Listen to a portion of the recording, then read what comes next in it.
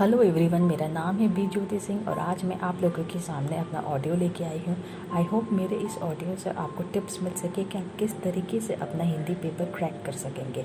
जैसा कि हम सब जानते हैं, हिंदी पेपर काफ़ी लेंदी होता है, लेकिन प्रॉपर प्लानिंग के साथ और ठीक तरीके से तैयारी के साथ हम इजीली अपने पेपर को हैंडल कर पाएंगे और हमारा हिसाब अनुसार हम लोग उसको अटेंड करने सकेंगे और अच्छे मार्क्स पे स्कोर कर पाएंगे।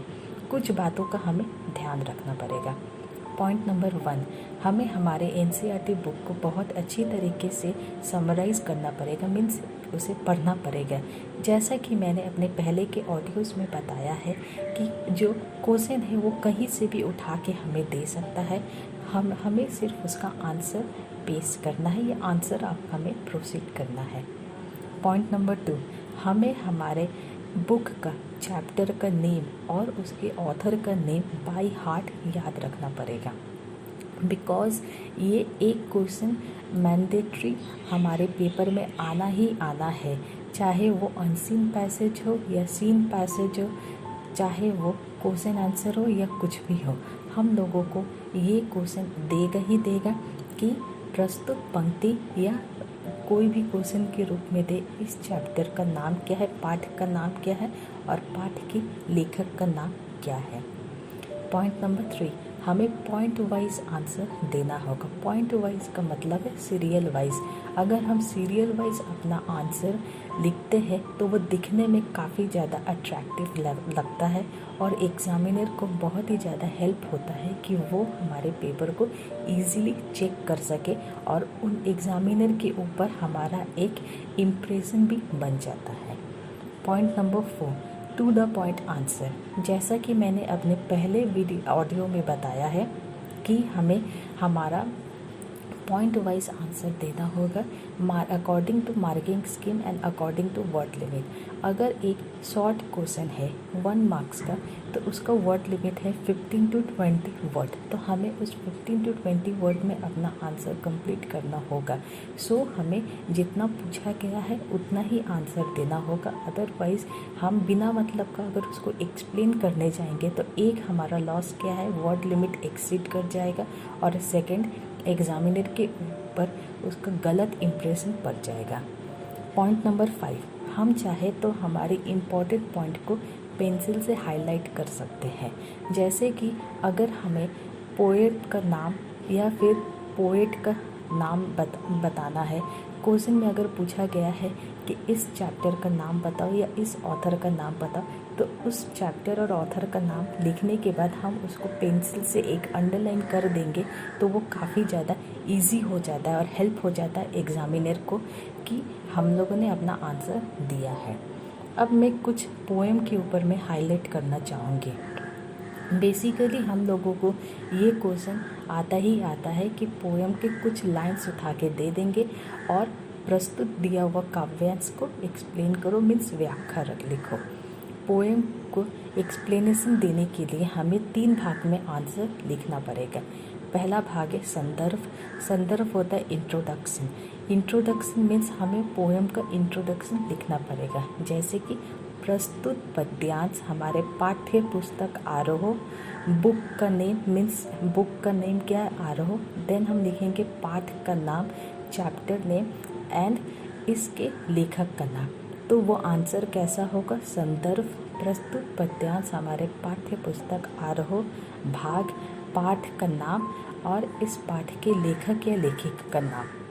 नेक्स्ट पॉइंट है प्रसंग। प्रसंग हमारा क्या है, एक शॉर्ट में 1 से 2 लाइन में हमें हमारा पूछे गए पैराग्राफ को एक्सप्लेन करना है कि जिस्ट बताना है 1 से 2 लाइन में। और थर्ड है व्याख्या। व्याख्या में हमको पूरी उस पैराग्राफ को एक्सप्लेन करना है।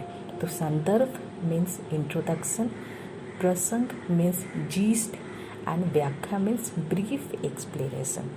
और एक क्वेश्चन जो कि बहुत ही ज़्यादा पेपर में मैंडेटरी आता है, पिछले कई सालों से क्वेश्चन में आया है और आई होप आगे भी आए, काव्य सौंदर्य एंड भाव सौंदर्य। मीन्स इस कविता का पंक्ति का काव्य सौंदर्य और भाव सौंदर्य स्पष्ट कीजिए। तो काव्य सौंदर्य का मतलब क्या होता है, प्रस्तुत दिया हुआ पंक्ति काव्य के बारे में हमें एक्सप्लेन करना है। उस काव्य का सौंदर्य, एक पोएम के लाइंस को सुंदर क्या बनाता है, उसका भाषा शैली, मीन्स वो कौन से भाषा शैली से लिया गया है, उसका छंद, उसका लय, उसका रस एवं उसमें अलंकार का प्रयोग। तो इससे हमारा क्या बनता है, एक काव्य बनता है। और इन सब पार्टिकल्स से हमारा काव्य बनता है, और इसी काव्य को कहते हैं काव्य सौंदर्य। और भाव सौंदर्य का मतलब होता है इस जो प्रस्तुत जो हमारे पैराग्राफ दिया है, जो पोएम्स का जो लाइंस दिया है, उसको एक्सप्लेन करना, मीन्स अ टाइप ऑफ व्याख्या देना, भाव देना है। ठीक इसी तरीके से अगर हमें सीन या अनसीन कोई भी गद्यांश दे, प्रोज का कोई लाइन्स उठा के दे, उसको अगर एक्सप्लेन करना है तो हमें उसमें सप्रसंग व्याख्या नहीं लिखना, हमें सिर्फ ये मेंशन करना होगा प्रस्तुत गद्यांश हमारे पाठ्य पुस्तक आरोह चैप्टर नेम एंड लेखक नेम लिखना है। उसके बाद हम उस लाइन्स को एक्सप्लेन करेंगे। और एक क्वेश्चन जो कि बहुत ही ज़्यादा इम्पॉर्टेंट है और वो कई बार हमारे पुराने ईयर्स में आ चुका है एंड आई होप आगे भी आएंगे, लेखक परिचय। जितने भी चैप्टर्स हैं उन सब के लेखक का नाम और उनका परिचय हमें याद रखना होगा। तो लेखक परिचय में हमें कुछ पॉइंट याद रखना होगा। पॉइंट नंबर 1 लेखक का नाम, पॉइंट नंबर 2 लेखक का initial stage of living, means उसके फैमिली बैकग्राउंड, उसके इनिशियल स्टेज में वो लोग किस तरीके के परिस्थिति में रहते थे, ये हमें कुछ हाईलाइट कर दी, 1-2 लाइंस। नेक्स्ट लेखक का एजुकेशनल क्वालिफिकेशन, लेखक कहाँ तक पढ़ा है, उसने क्या क्या पढ़ाई किया है, कैसे किया, कैसे नहीं किया, वो सारा struggle and ups and downs हमको लिखना है। नेक्स्ट आ रहा है 4th लाइन में लेखक का अचीवमेंट। अचीवमेंट में हम ये लिखेंगे कि लेखक को अगर कुछ प्राइज़ मिला है तो वो क्या प्राइज़ मिला है, अगर वो किसी रिनाउंड जगह काम किया हुआ है, अगर उसने कुछ प्राइजेस मिले हैं, या फिर कुछ आपका पोएम्स या फिर कुछ आर्ट एंड लिटरेचर के फील्ड में उसका क्या नाम है, क्या बड़ा काम किया है, कुछ बड़े बड़े या अच्छे सेलिब्रिटी के संग कोई लिंकअप, या फिर कुछ उसका बुक्स जो पब्लिश हुआ है, ये सब हम लिख सकते हैं। और लास्ट में अगर वो पोएम के या ऑथर के निधन हो चुका है या फिर वो नहीं है तो उस ऑथर का डेथ का डेट हमें मेंशन करना होगा।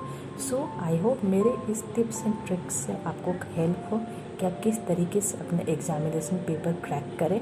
एंड बिलीव मी, अगर आप इस प्रोसेस से अपना पेपर क्रैक करते हैं, आई होप आपको मार्क्स काफ़ी अच्छा मिलेगा। प्लीज़ मेरे इस ऑडियो को लाइक, शेयर एंड सब्सक्राइब कीजिए। Thank you.